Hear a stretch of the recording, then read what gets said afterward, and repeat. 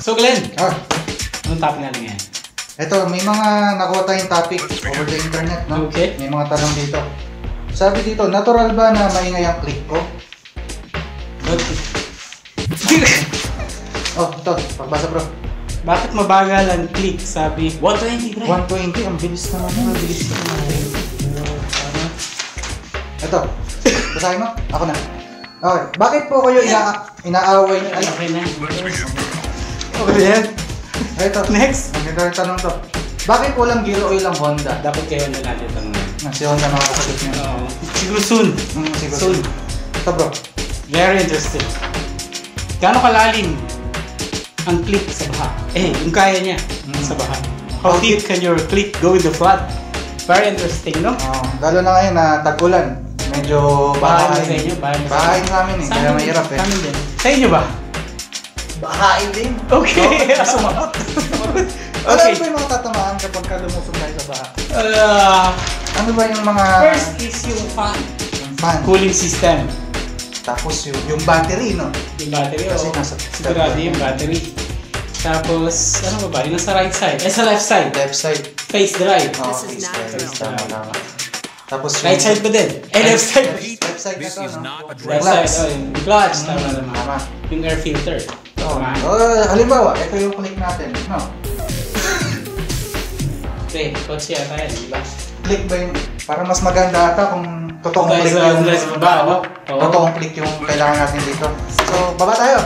Baba tayo. On my cue. Ha? Okay, 1, 2, 3. Ang bilis na eh. Bilis yun ah. May click ko? Ito na yung click. Oo. So, pwede na tayo mag-discuss. Hindi eh. May problema. Ano problema?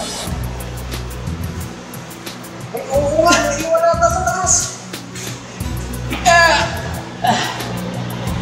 Ay, sir. Okay, mayaman natin siya. Tuloy na natin ito. Let's go! Okay guys, start muna tayo sa left. Left side ng ating click. Discuss ko lang. Ito yung face drive. Dito yung clutch. Meron ka makikita entry point ng water sa ating face drive. This is the one. Ito yung air filter natin. Okay, pwede siyang mabasa. Pero once nabasa, pwedeng sliding yan up. Putuin mo lang. For this one, air filter, pag ito nabasa, it's a no-go. Goodbye ka na. So ilang inches? I would say, dito sa face drive natin, roughly 10 inches. Pasok na yung hangin. Ay, water pala. Sa air filter natin, siguro mga 15 inches.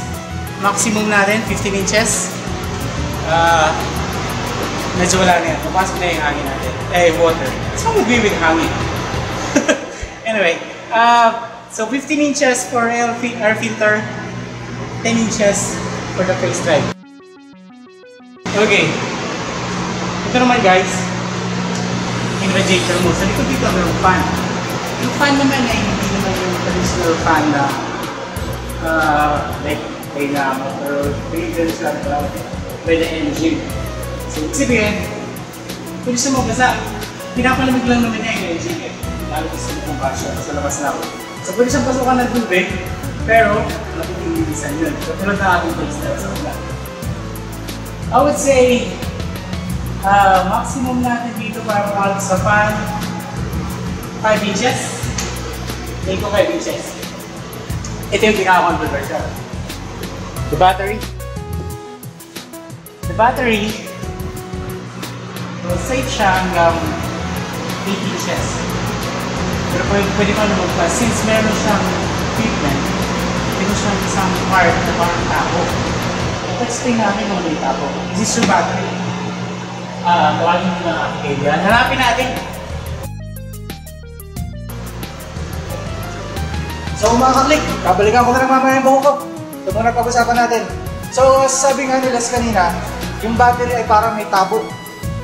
May tabo sa loob. So kung papansinin po ninyo, halimbawa ito ang battery natin, mayroong nakaganyan na tabo dyan. So scientific explanation nga naman, Kapag kaya na inipog mo sa tubig, hindi yan papasokin ng tubig. Ang natin bumalik sa taas. Oo nga. Balikan na natin. Broke mo. Tama, kailangan makita yan. Mas mainit din dito eh. Oo, tama. Doon tayo sa taas. On your cue? Okay. Okay. 1, 2, 3. Uy! Bumalik na ang buhok ko! Ayaw nga, pero parang iba na yung... Ba't iba ang boses ko? Okay lang yan. Diba ang boses Hindi na rin ko? tugma yung ano na. Korean novela ba ito? Ba't Pero may naalala ako. Yung video... Panoorin na natin. Mataas na ang baha sa bahagi ito ng Mother Ignatius Street nang mapadaan kami kaninang umaga. Kaya gano'n na lang pagsaka namin at ng mga tao sa kalsada nang biglang lumusong ang sasakyan ito. Walang kalaban-laban ng kotse sa taas ng baka.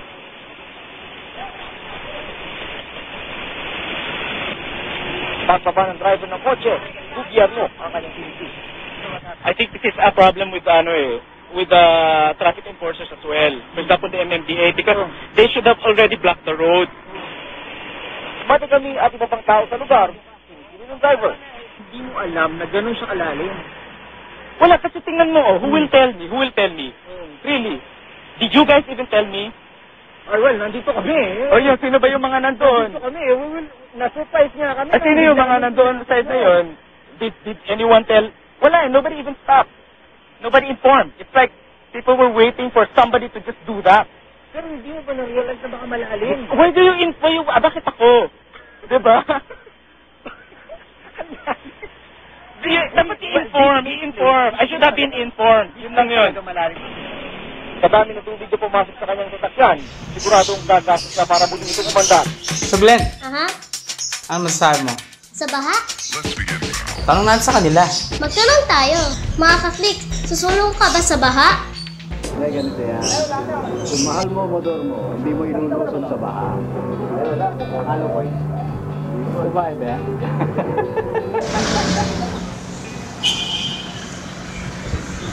Sorry, wala akong motor. Depende siguro sir sa lalim. Kung kaya ng motor, okay lang. Eh, kunyari, hindi mo alam, nakita mo lang may tubig, tapos hindi mo alam kung ano yung lalim niya, hindi ka nalulusong. Hindi sila lulusong sa baha.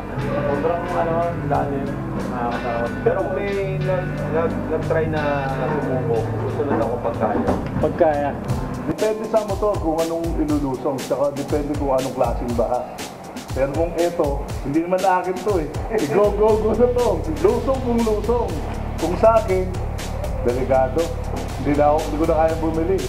Eto na lang ilulusong natin. Uy, may lusong na.